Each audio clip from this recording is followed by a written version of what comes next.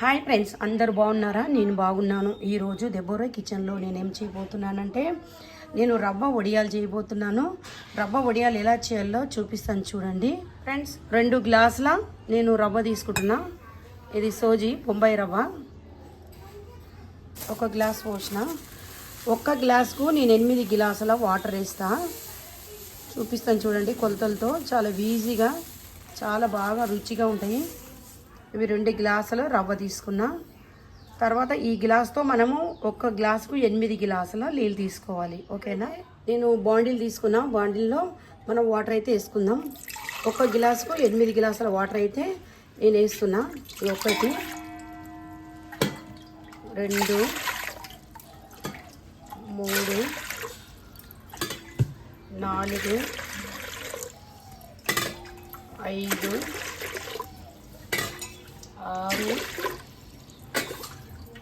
8 ఇంక 8 గ్లాసులు వేయాలి. నేనైతే పెద్దగా అవుతుంది అని చెప్పి నేనైతే ఇంకా 8 గ్లాసులు మళ్ళీ యాడ్ చేసి ఇప్పుడైతే నేను ఇంకా 8 గ్లాసులు కూడా పోసేసి మొత్తం నీళ్ళు అయితే మొత్తం ఇలా పోసేసుకున్నా. ఇప్పుడు రుచికి తగ్గినంత మనం ఉప్పు వేసుకుందాం. ఉప్పు చూసి వేసుకోవాలి.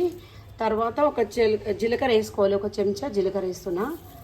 తర్వాత నేను పచ్చిమిర్చి కూడా పేస్ట్ వేసి పచ్చిమిర్చి కూడా వేస్తాను. ఓకేనా? ఇప్పుడైతే నీళ్ళైతే మసులుతున్నాయి. మనమైతే ఇలా రవ్వ వేసేసుకొని కలిపేసుకుందాం. రవ్వ సన్నగా పోస్తూ ఉండాలి. ఇట్లా ఉండలు లేకుండా కలుపుకుంటూ ఉండాలి.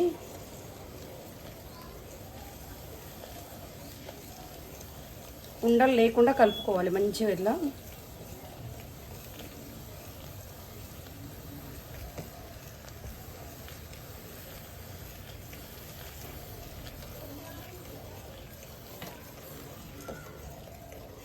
రవ్వ అయితే వేసేసుకున్నాం. ఇలాగా కలుపుతూనే ఉండాలి ఫ్రెండ్స్. ఇప్పుడైతే ఇట్లా మంచిగా చిక్కగా అయిపోయింది. మనం ఇది పక్కన పెట్టేసుకుందాము. ఇప్పుడు నేను ఏమేస్తున్నా అంటే కొంచెం అంతా పచ్చిమిరపకాయల పేస్ట్ వేస్తున్నాను నేను. ఏంటంటే మంచిగా ఉంటుంది. మనం పప్పులో కానీ పులుసులో కానీ ఇలా తింటున్నప్పుడు కూడా బాగుంటుంది. కొద్దిగా తీసిన ఒక 3 పచ్చిమిరపకాయలు దంచుకున్నాను అనమాట. ఇప్పుడైతే ఇది ఆరబెట్టుకుందాం. మనం అయితే నేను వేరే బాండీలు అయితే వేసుకున్నా. ఇలా వేసేసుకొని మనం అయితే వడియాలు వేసుకుందాం. ఇట్లా మనం మందంగా వేసుకోవాలి. ఇట్లా అన్నీ ఇట్లా వేసేసుకోవాలి.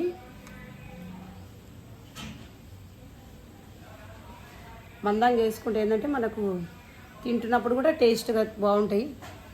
నేను 8 గ్లాసులు నీళ్ళు పోసినా కూడా ఇంకా టిక్కుగానే ఉంది చూడండి. ఇట్లా అన్నీ ఇలాగే వేసేసుకోండి.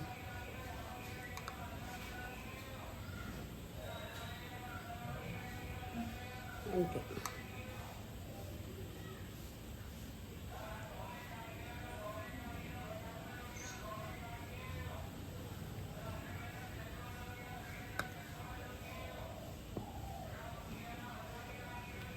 అన్నీ ఇలాగే వేసుకోవాలి.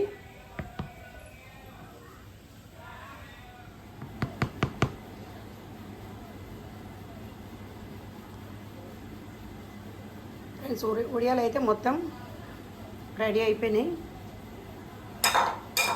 అయితే మొత్తం చూపిస్తా చూడండి. నేను ఉడియాలు అయితే ఇవన్నీ ఇట్లా వేసేసిన. మనం రవ్వ వడియాలు అయితే తీసుకున్నాం. ఇవి ఎండే వరకు మనము సాయంత్రం దాకా మనం ఇవి ఎండబెట్టుకోవాలి. ఎండబెట్టిన తర్వాత ఉడియాలు ఎలాగొస్తాయో చూద్దాం. ఓకేనా ఫ్రెండ్స్? నేనైతే ప్లాస్టిక్ కవర్ వేసి టేబుల్ మీద పెట్టుకున్నా. నేను ఇది టేబుల్ అనమాట. టేబుల్ పైన వేసుకున్నా. కింద పెడితే దుమ్ము గిట్లా పడగలదని నేను టేబుల్ మీద అయితే వేసేసుకున్నా. ఓకేనా? ఇప్పుడైతే ఎండకైతే పెట్టేసుకుందాం. ఇలా వేసేసిన చూడండి ఫ్రెండ్స్. వడియాలు అయితే ఇలా మంచిగా ఎండిపోయినాయి చూడండి. ఇట్లా మనమైతే ఇవన్నీ తీసేసుకొని ఇవి మనం నూనెలో అయితే ఏం చూద్దాం ఎలా ఉంటాయో. ఓకేనా? మొత్తం అవి ఎండిపోయి అవంతలు అవే ఇలా లేచిపోయినాయి చూడండి. అట్లా ఇక మనం కొంచెం ఎండకు పెట్టుకోవాలి. ఇవి ఒక 2 రోజులు కొంచెం ఒక బాండీలు వేసేసి బయట ఎండకు పెట్టుకుంటే మంచిగా. ఇప్పుడైతే నేను నూనెలు అయితే వేయించి చూపిస్తాను చూడండి ఎంత బాగాయినాయి. ఇప్పుడైతే వీళ్ళు పాపడాలు వేస్తాను.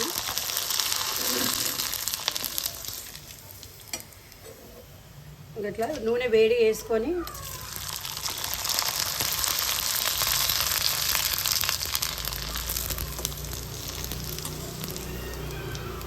ఇలాగైతే ఏం చేసుకోవాలి చూడండి ఎంత బాగా అవుతున్నాయి. ఇంకా ఫుల్ 2 రోజులు ఎండకు పెడితే అయితే ఇంకా మరీ ఎక్కువ మంచిగా కాలిపోతాయి అన్నమాట.